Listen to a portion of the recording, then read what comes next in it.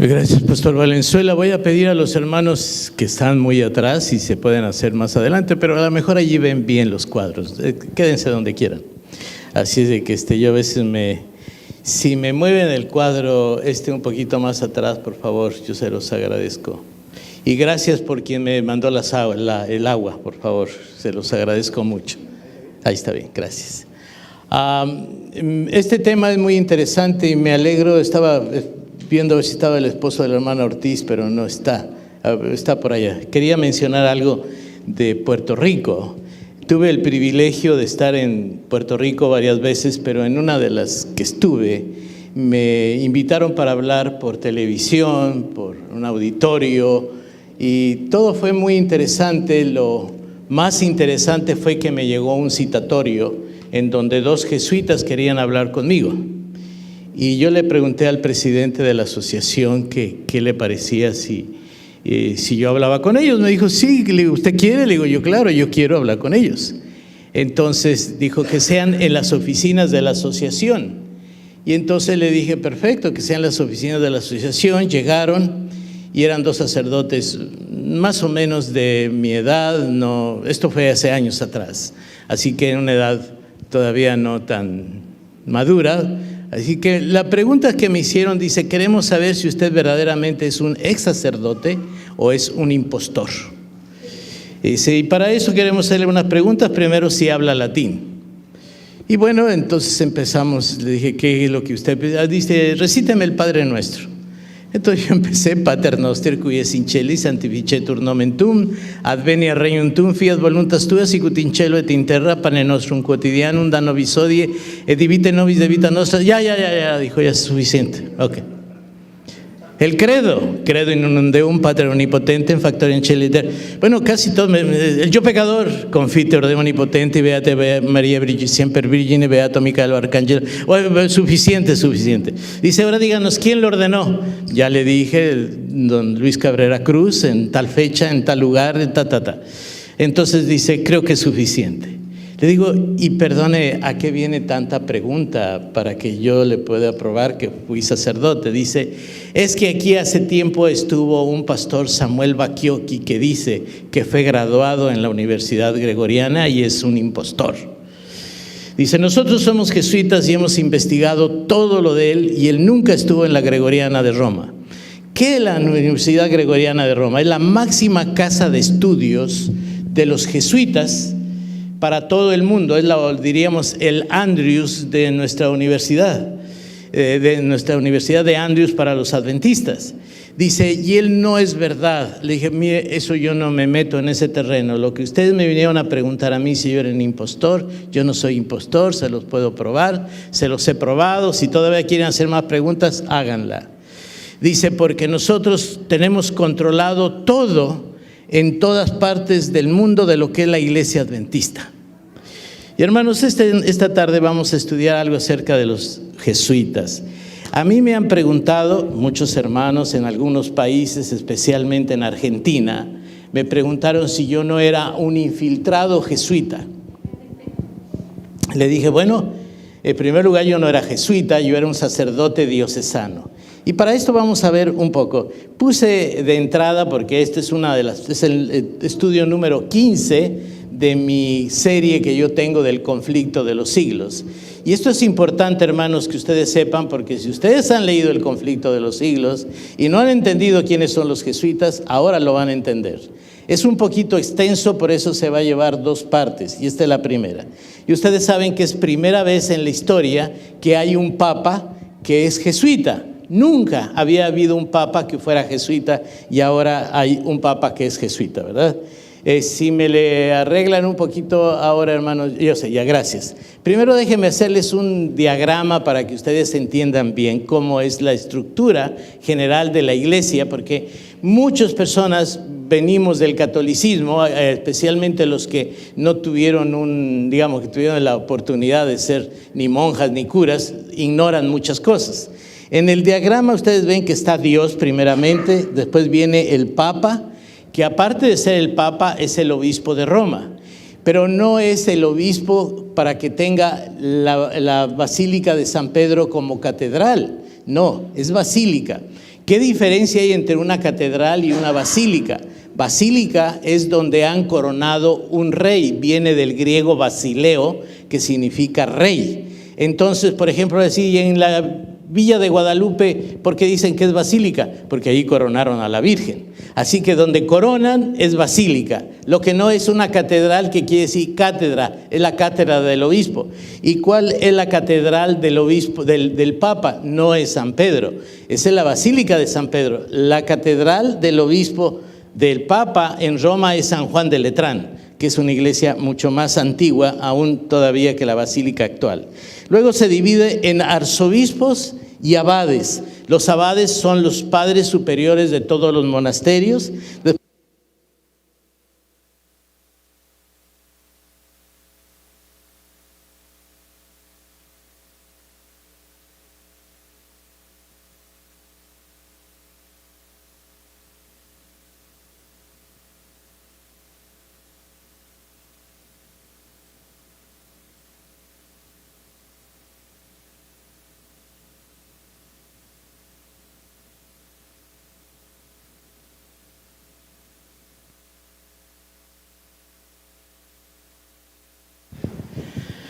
Así que ustedes ven allí la división entre cardenales y cardenales, después viene diócesis, obispos, parroquias, sacerdotes, clero secular. No voy a ir a mucho detalle para avanzar. Y luego están los frailes, las monjas y los monjes. Y eso se llama clero regular y el otro es clero secular. Yo no era del clero regular, yo era del clero secular. ¿Qué es la diferencia entre los monjes y el clero secular? Es que nosotros hacemos dos votos, el voto de obediencia y el voto de castidad. Y los monjes hacen 3 votos, esos 2 más el voto de castidad. ¿Cuántas órdenes religiosas tiene la Iglesia Católica como clero regular? Hermanos, es una cantidad increíble. Ni el mismo Vaticano tiene control. Están los agustinos, los carmelitas, los salesianos, los redentoristas, los franciscanos, los dominicos. Pero vamos a ver las congregaciones que son más antiguas o por lo menos que estaban más famosas. Está la de los dominicos, que se fundó en 1531 por Santo Domingo de Guzmán, español, 1531. Los dominicos se encargaron de la Inquisición, que en otra ocasión vamos a ver qué es la Inquisición, que es mala llamada la Santa Inquisición. De santa no tuvo nada, de condenada sí tuvo mucho, ¿verdad? Pero de santa no tuvo nada. Después están la de los franciscanos, que fue fundada por San Francisco de Asís. Ese fue en el año 1532. En 1533 los mercedarios y la de los jesuitas en 1568. Nos vamos a ir en la de los jesuitas, que es lo que vamos a ver. Después, con el tiempo, si Dios nos da vida y ustedes vienen, pues van a escuchar muchas otras cosas. Ignacio de Loyola, él fue el que fundó a los jesuitas. Dice que fue fundador de la Sociedad de Jesús, Societatis Jesus en latín. Su objetivo era crear una organización que llegara a todas partes del mundo y lograr que cada soberano y todos sus súbditos fuesen vasallos de Roma, o sea, del Vaticano, y esta a su vez dependiera de los jesuitas. O sea, ellos querían tener un control. Los jesuitas, mis hermanos, tienen más años de estudio que cualquier otro sacerdote. Tienen de 17 a 21 años de estudios. Su servidor tuvo 13 años después de la secundaria. Pero los jesuitas después de la secundaria, tienen 17 a 21 años. Depende de la carrera doble que van a estudiar. Son personas muy preparadas. Segundo, para ser jesuita no puede ser cualquier persona. Tiene que ser hijo legítimo. ¿Qué quiere decir? Todos son legítimos. Pero ¿qué quiere decir? Que sea de padre y madre bien casados, no divorciados, no separados, no en amaciato. Tercero, no importa que sea gordo, flaco, de color, de amarillo, rojo, lo que sea, eso no importa. Que sea chaparro, gordo, no importa tampoco. Pero que no tenga ningún defecto físico. Que no sea tuerto, que no le falte una mano, que no le falte un pie, eso sí es indispensable. Pero lo más importante es que tenga una capacidad de inteligencia que sea el máximo de 10. Para eso le hacen un examen de admisión.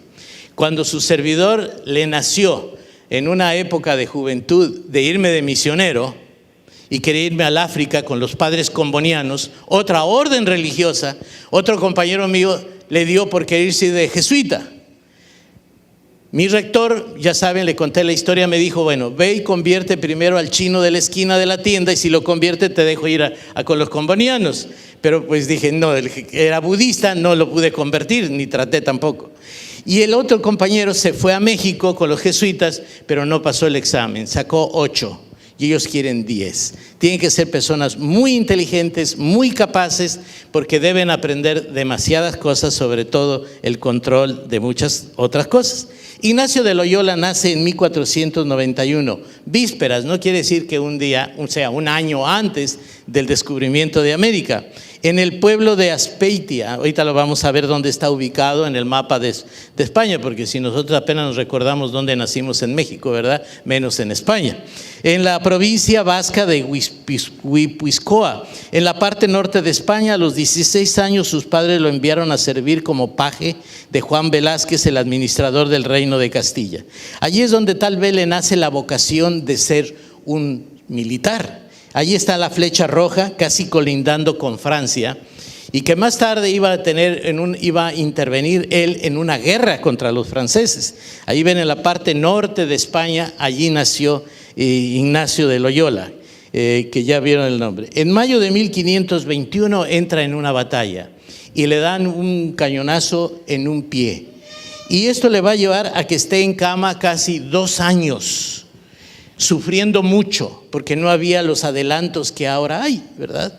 Si la sierva del Señor, la hermana Elena G. de White, cuando se rompió la cadera en Santa Elena, hubiera sido en estos tiempos, la hermana White todavía estuviera viva, ¿verdad?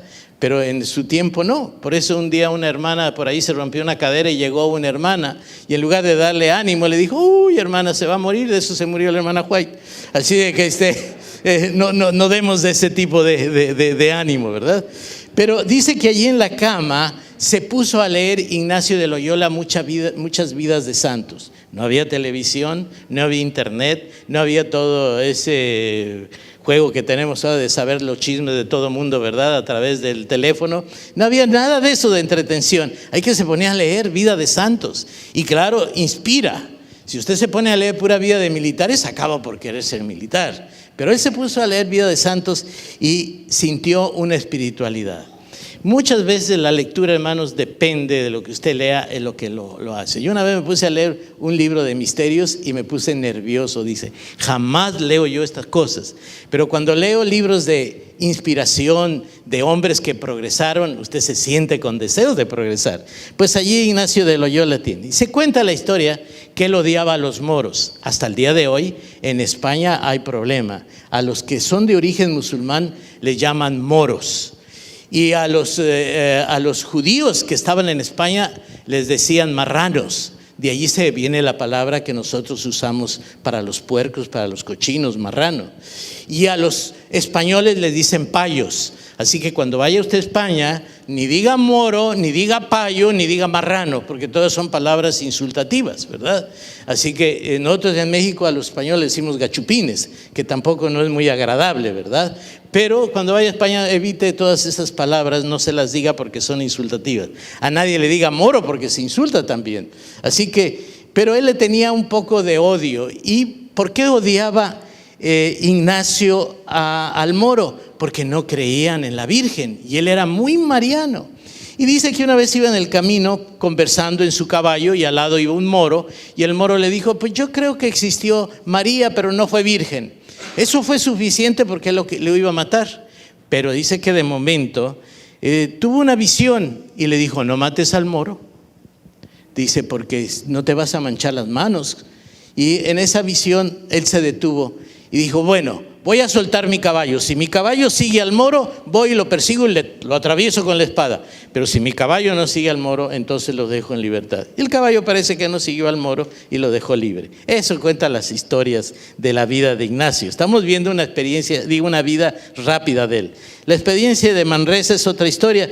Él después allí en Manresa dice que recibió la visión y que le dijo que formara una congregación y varios monjes, entre ellos Francisco Javier fue uno de los primeros que le siguieron y ya Antes no tenían que estudiar tantos años para ordenarse sacerdotes, sino que rápido se ordenó y el Papa lo aprobó enseguida a su congregación, porque eran dos objetivos que tenía. Uno, ser bien obediente al Vaticano, defender al Vaticano, defender a la Iglesia Católica, y segundo, luchar contra el protestantismo. Y mis hermanos, algunos dirán, ¿hay infiltración jesuítica dentro de la Iglesia Adventista? Sí la hay. Ahora, alguno piensa que un sacerdote se va a sacrificar y meterse de miembro. No. La infiltración es más inteligente. Y yo les puedo demostrar muchas infiltraciones que tenemos y ni cuenta nos damos. Pero van a ver más adelante. La aprobación formal de esta nueva orden fue concedida por el Papa Juan Pablo III. El 27 de septiembre de 1540 se llamaron a sí mismos la Compañía de Jesús, en latín Societatis Jesu. Y ustedes saben que uno de los objetivos de ellos fue la educación, y empezaron a crear las primeras escuelas. Ustedes saben, la Universidad aquí de Los Ángeles de abogados, ¿cómo se llama? De Loyola. Y ustedes van a cualquier país y van a encontrar las grandes universidades son de Loyola.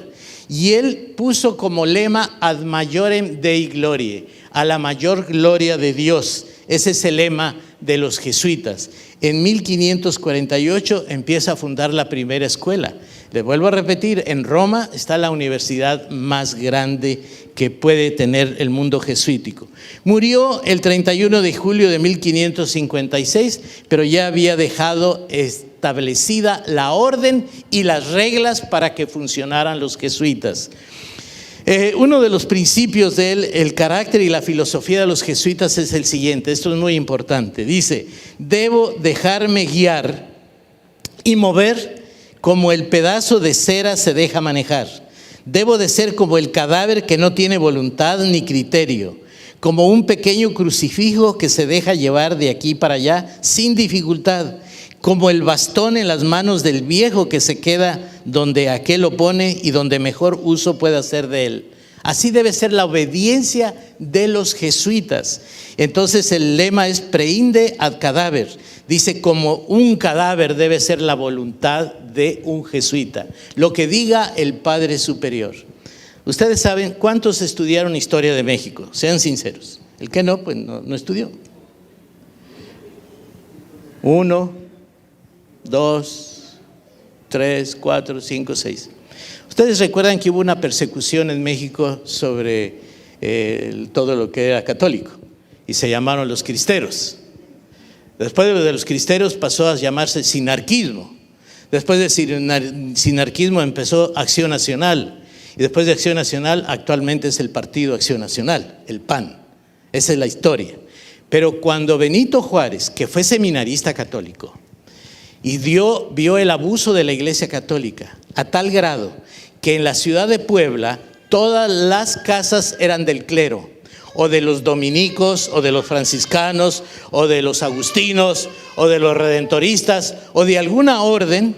Entonces mandó suprimir, Benito Juárez puso las leyes de reforma, y en las leyes de reforma dijo que ningún sacerdote más era ciudadano mexicano, y expulsó a todo el clero que no fuera mexicano, y cerró los seminarios, y privatizó todas las iglesias y todos los conventos.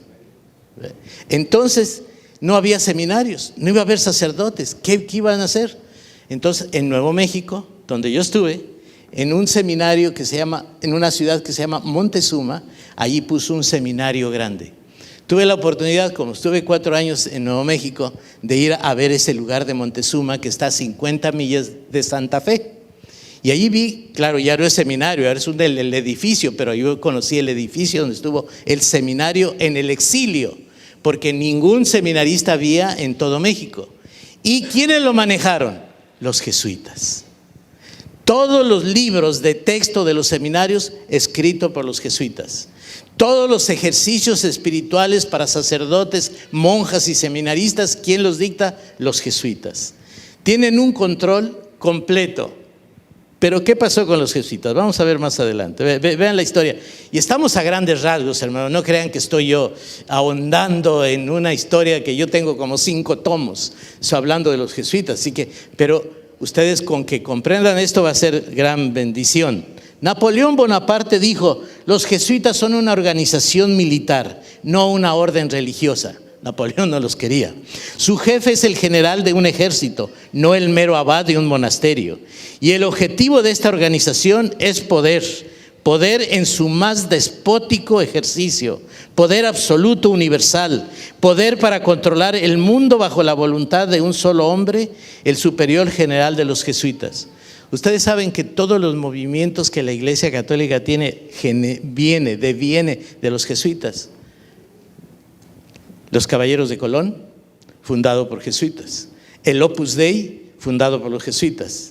Ahora usted va a decir: ¿y qué son los Caballeros de Colón y qué son el Opus Dei? Hermano, no se pierdan estas reuniones, porque todo eso en algún tiempo lo vamos a explicar y ustedes van a quedar expertos, van a saber muchísimas cosas.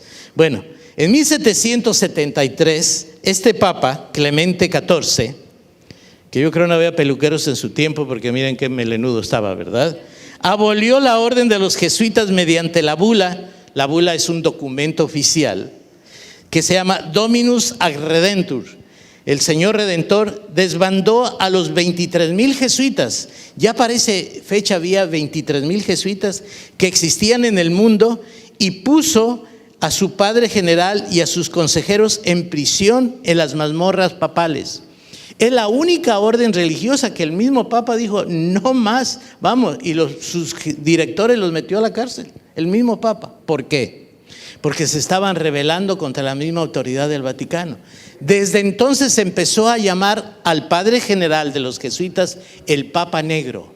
¿Por qué Papa Negro? Porque él usa la sotana negra y el Papa usa la sotana blanca. Cualquier otra invención que ustedes escuchen no es verdad. Es por esa la razón. Desobedeció. ¿Se acuerdan de la colonización de las tierras de California? El padre Quino era jesuita y empezó a colonizar la Baja California. Pero en esta fecha suspende la obra y el padre Quino no puede continuar. Entonces la Iglesia Católica manda a Fray Junípero de Serra, que estaba en Guatemala, fundando misiones allá. Le dijo: ya que estás haciendo también, tú y tus misioneros se vienen a la Alta California, o sea, para este lado, y viene a pie desde Guatemala, pasa por Zacatecas, Fray Junípero de Serra, tomando su tiempo, y llega a colonizar y empieza aquí en San Isidro. Y de San Isidro hasta el norte de California funda las 19 misiones. Entre las misiones, pues aquí tenemos aquí en Los Ángeles San Gabriel, San Fernando, y está San Juan Capistrano, Santa Rosa de Lima, y ahí siguen todas las misiones fundadas por Fray Junípero de Serra. ¿Por qué no hicieron santo a Fray Junípero de Serra? Porque cada misión dice que dejaba un hijo, ¿verdad? Así que no se portó muy bien por eso. Expulsión de los jesuitas también de España y sus colonias, así que también los expulsaron. Pero Pío VII, 41 años más tarde, en 1814, este Papa decidió que el papado tenía necesidad de los jesuitas, por lo que los resucitó. Los revivificados jesuitas empezaron de nuevo desde el principio, con celo renovado por servir al Papa y hacer su voluntad. Pero duraron 41 años castigados. Y fíjense el poder para volver a resucitar. Después de 41 años, cualquiera hubiera pensado: se exterminaron, se acabaron. No se acabaron, ellos continuaron. Y uno de los grandes poderes de la Iglesia Católica son los jesuitas hasta el día de hoy. El marqués de Lafayette, que fue militar y político francés, escribió: en mi opinión, en cuanto a si las libertades de este país, o sea, los Estados Unidos de América, llegan a desaparecer, habrá sido por la sutileza de los sacerdotes jesuitas católicos romanos, ya que son los más astutos y peligrosos enemigos de las libertades civiles y religiosas. Ellos han instigado la mayor parte de las guerras en Europa. Cuando yo hablé con los jesuitas en San Juan, Puerto Rico, aquellos 2 jesuitas que le dije en la asociación, ellos me dijeron: ¿cuántas iglesias adventistas había en Puerto Rico? ¿Cuántas librerías había? ¿Cuántos pastores? me dio más datos los jesuitas que el presidente de la conferencia. Para que vean ustedes el control que tienen, no solamente de la iglesia adventista, de todas las demás iglesias evangélicas. Ellos se tienen especializados en dedicar y buscar la forma de detener el avance evangélico. ¿Por qué cree que surgió ahora un papa jesuita? ¿Por qué cree que va a empezar a viajar y empieza a viajar por los países más fanáticos católicos? Porque su lema es detener el avance evangélico. Empezó por Brasil. Porque en Brasil el despertar evangélico es tremendo, el despertar adventista es tremendo. Entonces empezó por retener, ha seguido con Ecuador, después siguió con Bolivia y después con Uruguay. Países que son meramente católicos, entonces dijo, aquí yo tengo que apoyarlos y tengo que parar el avance evangélico. Es increíble en Brasil la cantidad de iglesias adventistas que hay, pero él está haciendo su parte. John Adams, segundo presidente de los Estados Unidos, miren lo que dijo en 1735 a 1801 que vivió. No me agrada la reaparición de los jesuitas. Si ha habido una corporación humana que merezca la condenación en la tierra y en el infierno, es esta, la Sociedad de Loyola. Eso está escrito en la historia. André Dupin, un filósofo, dijo: la sociedad de Jesús es una espada cuya empuñadura está en Roma y la punta está en todas partes, en donde ustedes se imaginan. Y ahora viene la sierva del Señor. Esto es importante. Dice: pasados los primeros triunfos de la Reforma, Roma reunió nuevas fuerzas con la esperanza de acabar con ella. O sea, la Reforma protestante. Dice: una vez que pasó eso, entonces fue cuando nació la orden de los jesuitas. Yo a veces pienso que Satanás, nuestro Dios, está ante un tablero de ajedrez. Satanás mueve una pieza, nuestro Dios le da jaque mate en otra. Satanás mueve otra pieza, el Señor le da otro jaque mate. Y entonces, pero Satanás no duerme. Él está siempre activo y está siempre buscando con astucia ganar terreno. Entonces fue cuando nació la orden de los jesuitas, que iba a ser el más cruel, el menos escrupuloso y el más formidable de todos los campeones del papado. Y continúa la sierva, dice: para los jesuitas ningún crimen era demasiado grande, ninguna mentira demasiado vil, ningún disfraz demasiado difícil de llevar.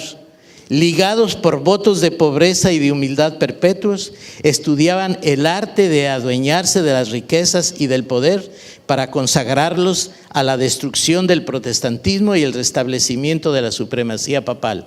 Conflicto de los siglos, página 249.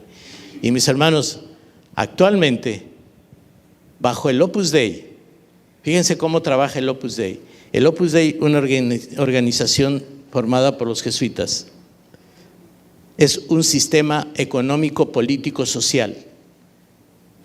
Y en Venezuela y en Colombia encontré a hermanos adventistas que eran parte del Opus Dei.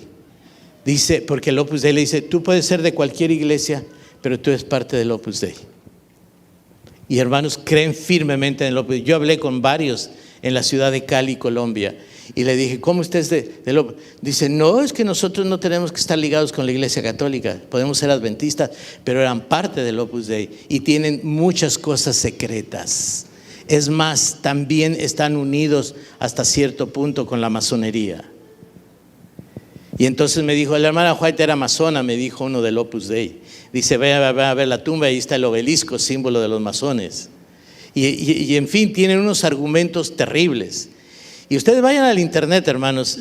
No sé si ustedes escuchan algunos sermones o van al internet y lejos de estar chismeando con otros hermanos ven cosas útiles.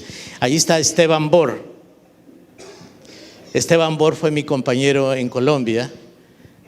Pastor Leighton, Bernardo Rodríguez y Esteban Bor estábamos en el mismo curso teológico en Medellín, Colombia. Y Esteban Bor acaba de jubilarse el 1 de julio aquí en Fresno. Pero ya le sacaron en internet que ya está renegando de la iglesia adventista. O sea, todo el que declara y dice las verdades que hay, los males que hay en nuestra iglesia, lo señalan. Porque quieren arrullar la iglesia con ciertas cosas que no van con nuestra iglesia, que no van con la doctrina original de la iglesia. Hay algunos hermanos, y ustedes vieron los que querían a favor de que se ordenara a la mujer.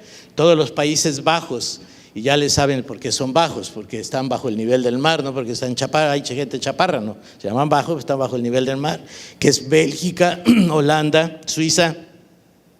Acaban de declarar que a ellos no les importa que la conferencia general diga que la mujer no se puede ordenar, que ellos van a seguir ordenando mujeres. Entonces el espíritu de rebeldía. Entonces otros están luchando que se le quite ya a la iglesia adventista, que ya nada más se llame iglesia adventista, que ya no se llame del séptimo día.